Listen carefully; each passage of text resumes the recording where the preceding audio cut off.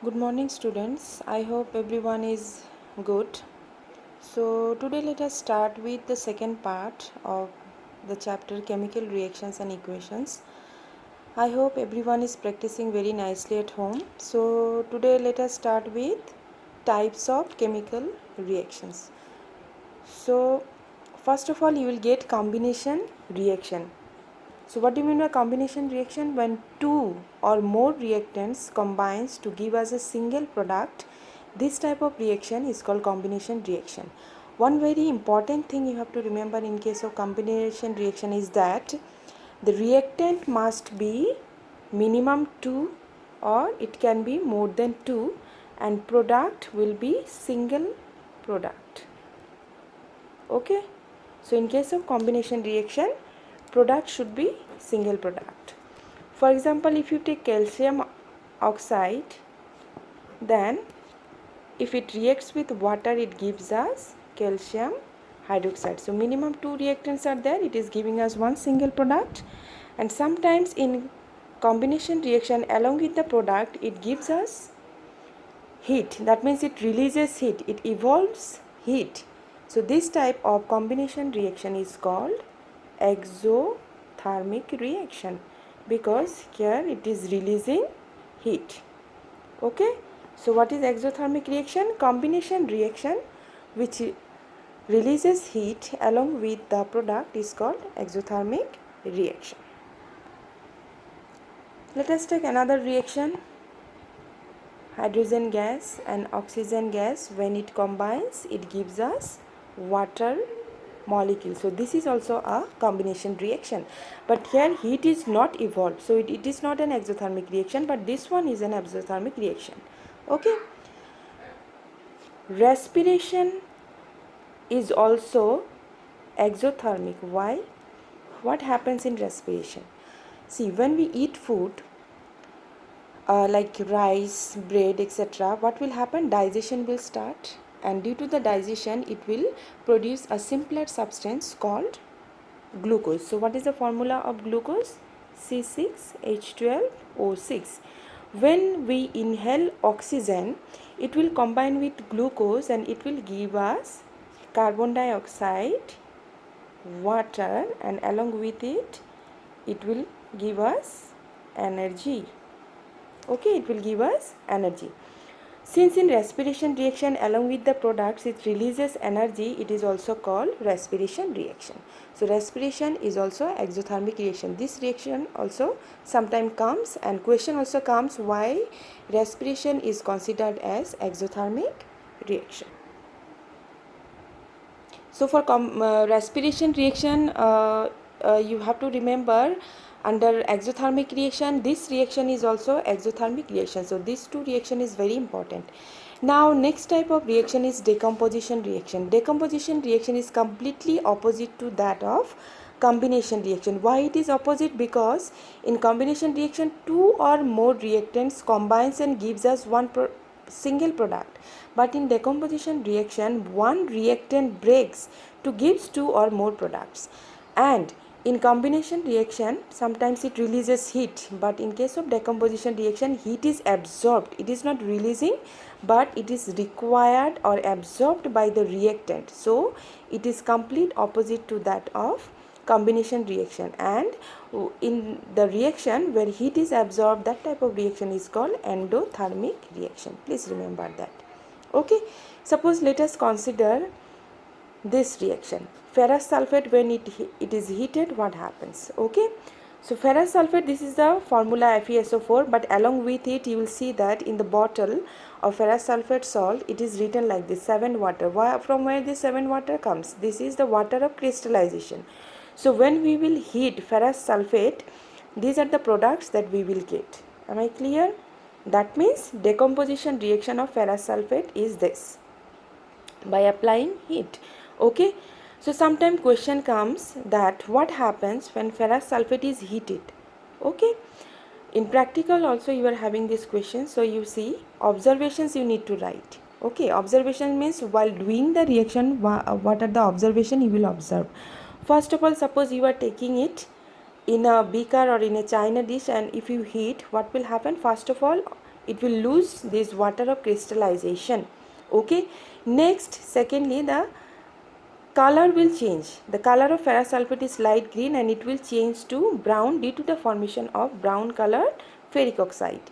Next, you will see the evolution of brown gases of sulfur dioxide and sulfur trioxide. So these are certain observations which you will observe when ferrous sulfate will be heated. Now, decomposition reaction can also be performed by applying electrical energy also, not only heat energy, but we can do it by applying electrical energy. We can do it by keeping certain substance under sunlight also. For example, electrolysis of water experiment you have heard. Electrolysis, lysis means breaks, electro means supplying electricity. By applying electricity, what we are doing? We are breaking water molecule.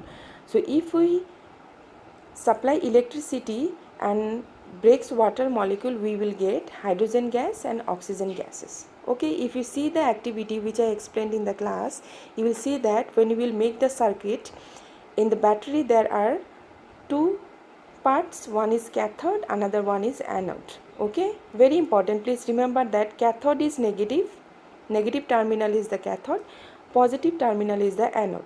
Okay, hydrogen in liquid state, when it will break, it will form H plus, and oxygen it will form O2 minus. Since hydrogen ion is positively charged, it will get attract towards the cathode and it will form hydrogen gas, and oxygen since it is negatively charged, it will get attract towards the anode and it will form O2 minus. Alright, so oxygen will be produced at the anode and hydrogen gas will be produced at the cathode. So amount of gas produced at cathode will be double than the anode, because when we break two molecules of water molecule, we get two molecules of hydrogen gas and one molecule of oxygen gas. So amount of hydrogen is double than amount of oxygen. Now there are certain substances like silver chloride and silver bromide. If we keep under sunlight, it will absorb energy from sunlight. Okay, and it will break like this, and this reaction is used in black and white photography. Okay, now next let us start with displacement reaction. In displacement reaction, as I told you, you have to remember the reactivity series, because here reactivity of metal is very important. Okay, so what is displacement reaction? Displacement reaction is a type of reaction when a more reactive metal is added to a salt solution. Okay, if the metal added to the salt solution is more reactive than the metal present in the salt, okay, or the compound, then it will displace it.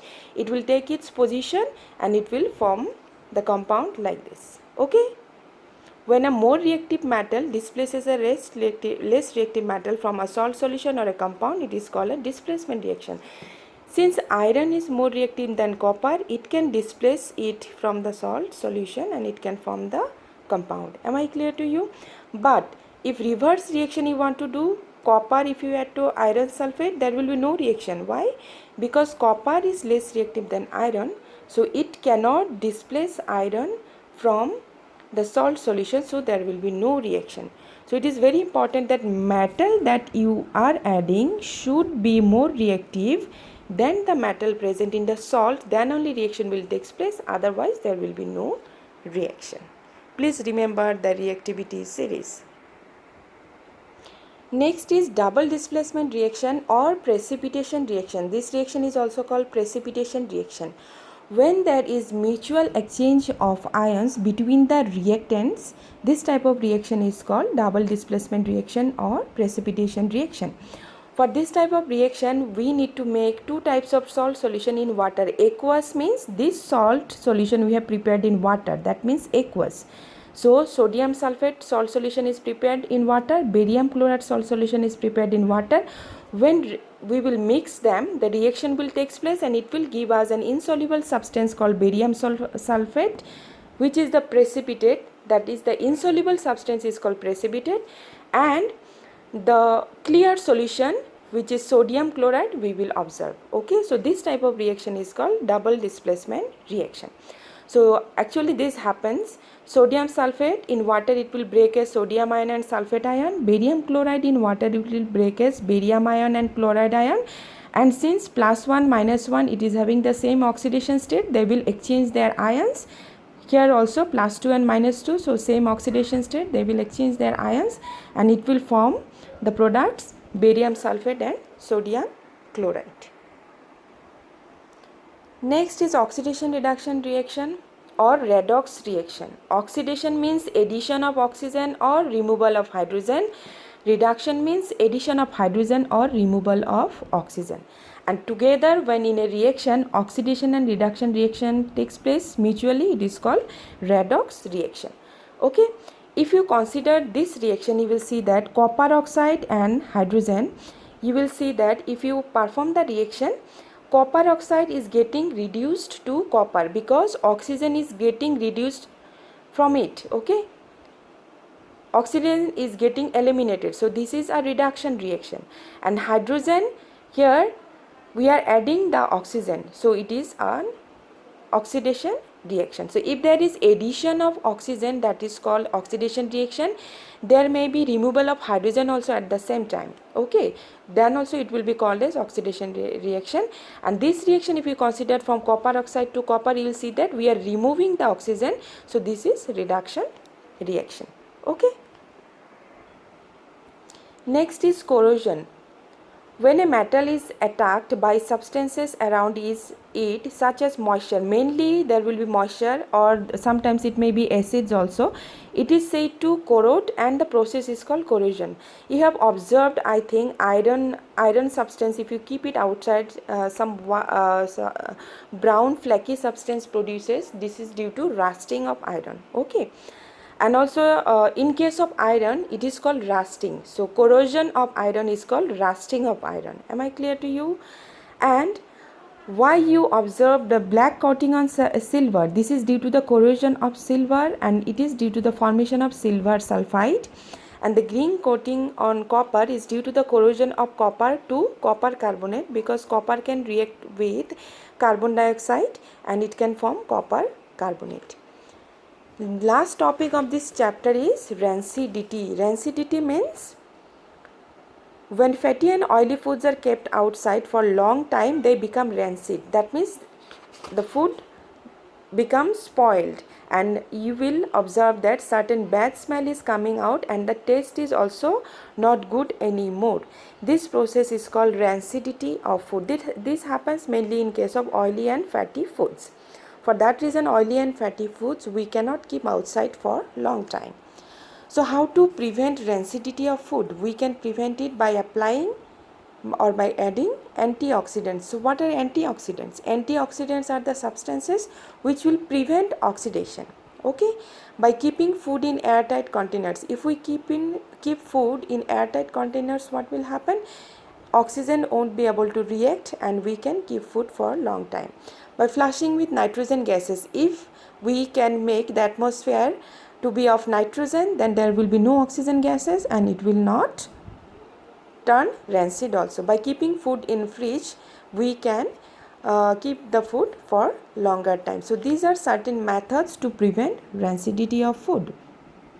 Okay, I hope everyone have understood the chapter very nicely. Please study nicely at home, practice it well, and NCERT questions please you people write from Lakhmir Singh or from other books, and please practice at home. NCERT questions you need to write by yourself and practice nicely at